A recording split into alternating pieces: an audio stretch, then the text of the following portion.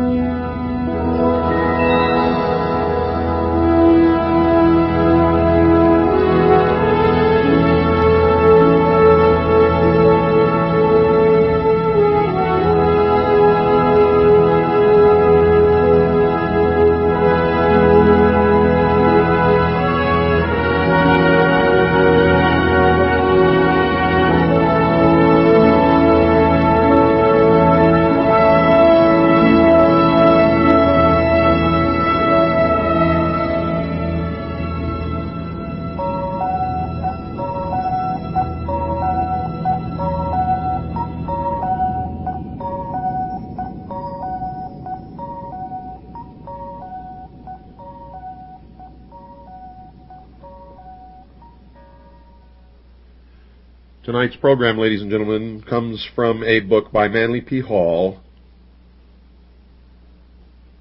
named America's Assignment with Destiny. And last night,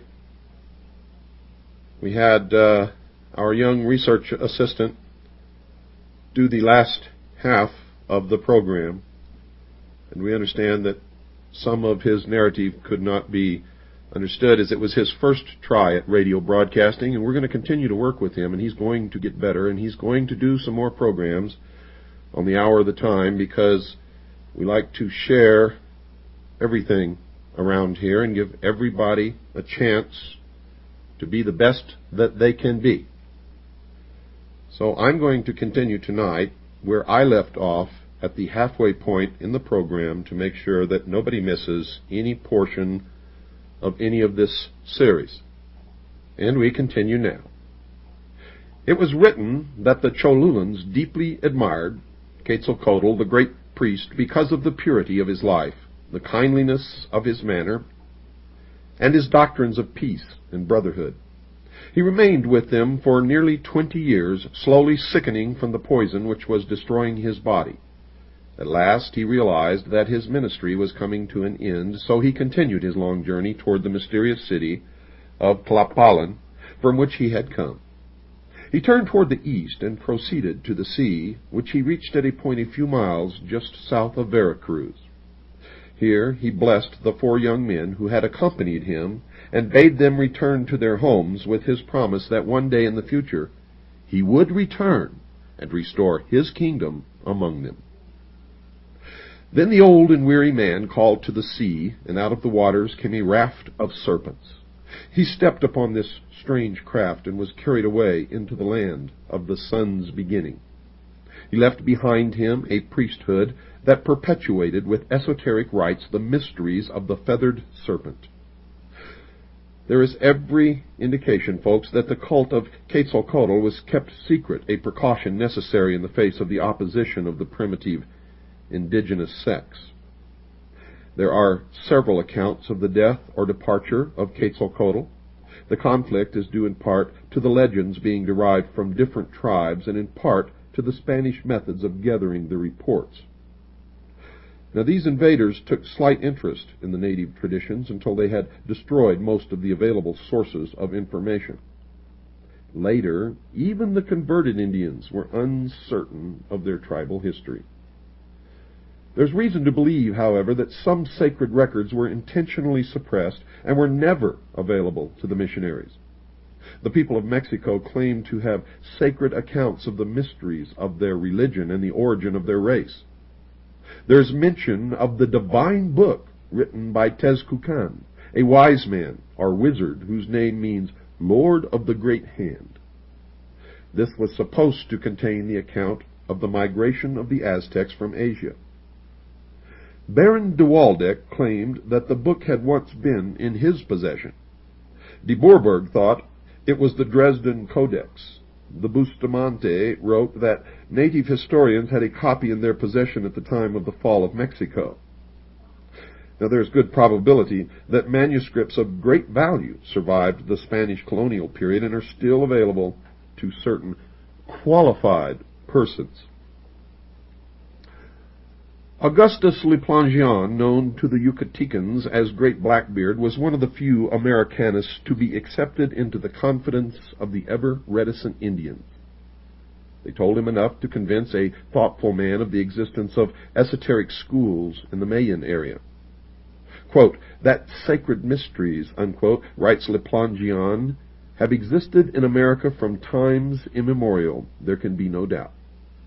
Even setting aside the proofs of their existence that we gather from the monuments of Uxmal and the descriptions of the trials of initiation related in the sacred book of the Quiches, we find vestiges of them in various other countries of the western continent." The rites and ceremonies of initiation were imported in Peru by the ancestors of Manco Capac, the founder of the Inca dynasty, who were colonists from Central America, as we learn from an unpublished manuscript written by a Jesuit father, Reverend Anello Oliva, at the beginning of the year 1631 in Lima, and now it resides in the library of the British Museum in London. A number of authors have tried to prove that Quetzalcoatl was a foreigner who, reaching the shores of the New World at an early time, attempted the civilization of the aboriginal tribes. Lord Kingsborough favored the possibility that this wanderer was actually the Apostle Thomas, and that the ancient Central American Indians came under Christian or Jewish influence. Always deeply concerned with the possibilities of linking the worship in the Americas with the religions of the Near East, his lordship writes, "The Messiah is shadowed in the Old Testament under many types, such as those of a lion, a lamb, a rose, the morning star, or the planet Venus, otherwise called Lucifer, the sun, light, a rock, a stone, the branch, the vine, wine, bread, water, life, the way," and he is there recognized in the triple character of a king, a priest, and a prophet. It is very extraordinary that Quetzalcoatl, whom the Mexicans believed equally to have been a king, a prophet, and a pontiff, should also have been named by them Sayacatl, or Quetzalcoatl, or the morning star. Lavizcalpantecutli, or light. Mexitli, or the vine, for Torquemada said that the core of the aloe from which the Mexicans obtained wine was so called. Votan, or the heart, metaphorically signifying light, and Toilietl, Manyar de Nestra Veda, bread for his body made of dough, was eaten by the Mexicans.